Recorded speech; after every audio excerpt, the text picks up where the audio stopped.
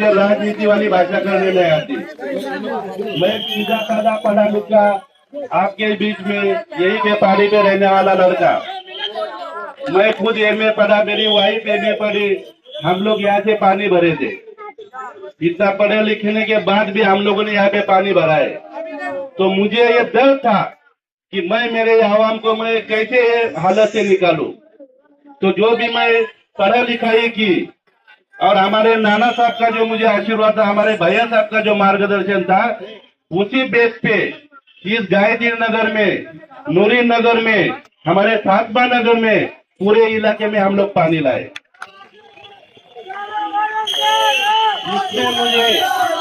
इसमें मुझे पूरे पैनल का हमारे साथ मिला।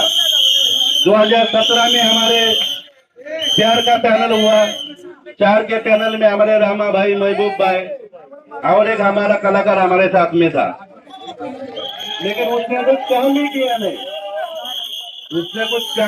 नहीं, तो इसके लिए उसका पैनल में नहीं हो तो बोला मैं इलेक्शन लड़ूंगा ही नहीं। सचमुच नहीं लड़ना चाहिए, लेकिन संविधान ने हर किसी को अधिकार दिया है, तो अधिकार से लड़ रहे। लेकिन यहाँ के जनता में रह के जो काम करने का मौका आप लोगों ने दिया था, उसका मैंने और मेरे साथीदार ने सोना करके दिखाया। ये मुझे बोलने की जरूरत नहीं, आप बहुत खूब जानते हैं।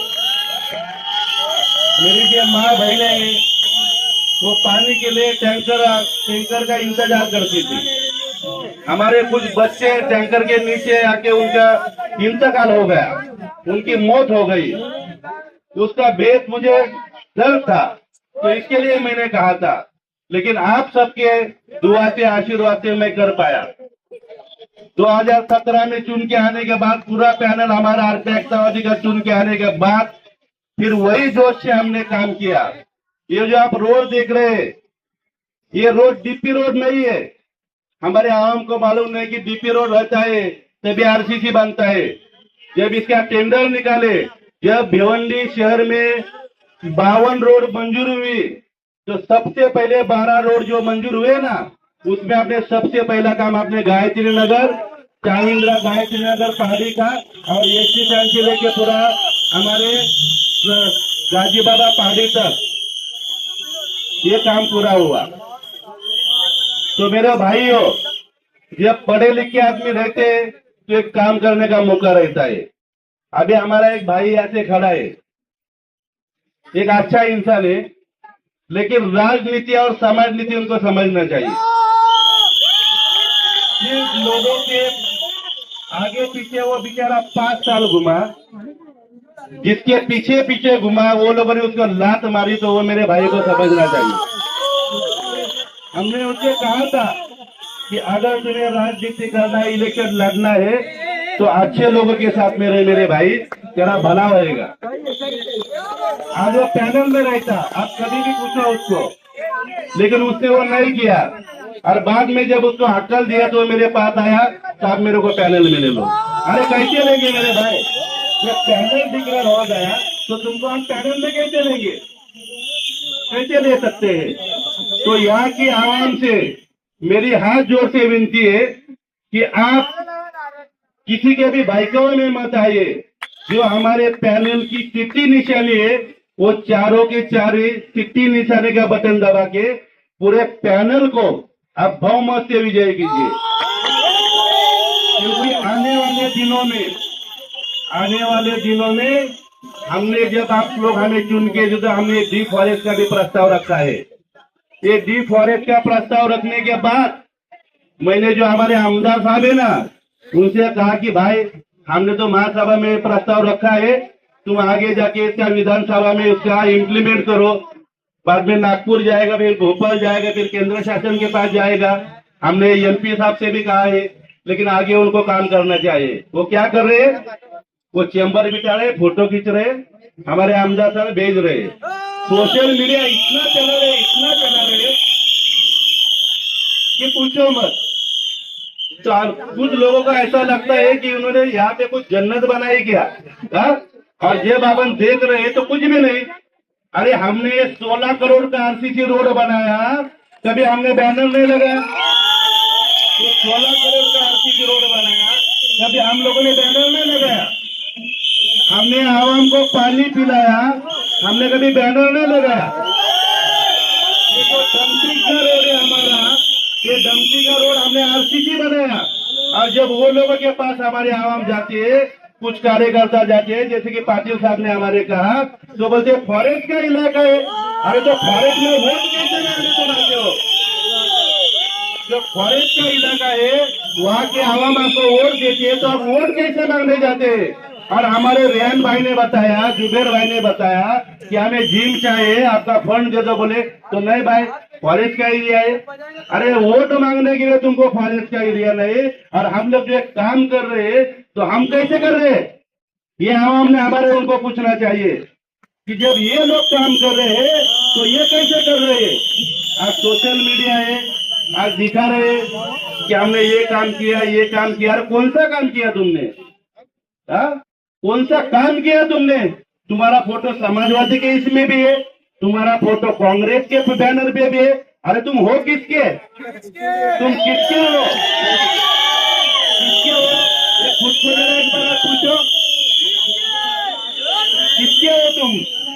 जब ये चीजें सामने आती है मेरे भाइयों, तो आप लोग को समझना चाहिए, हमारे जनता को समझना चाहिए। और जनता बहुत कुछ जानती है। जनता को हमारे मालूम है कि अच्छे लोग कौन है, हमारे सुख दर्द में, हमारे सुख में और हमारे दुख में कौन आता है।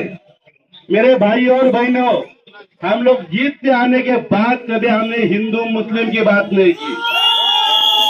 हमने सबको समान, हम संविधान मानने वाले लोग हैं, हम लोग भारतीय संविधान मानने वाले लोग हैं।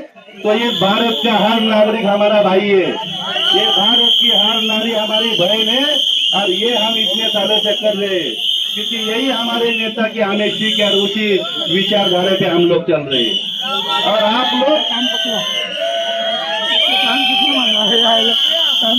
तो बात मैं आपको बताना चाहता हूँ कि जब आपने परसों की रैली हुई, हमें लगता नहीं था कि इतने हमारी जनता, हमारे भाई हमारे साथ में रहेंगे।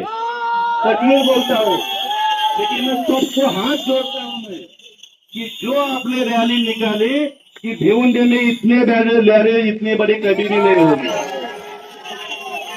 तो उसकी भी नींद उड़ गई, उम्मीदवारों की भी नींद, बाकी जो पार्टी के खड़े उनकी तो नींद उड़ गई, लेकिन हमारे आमदार भाई की भी नींद उड़ गई।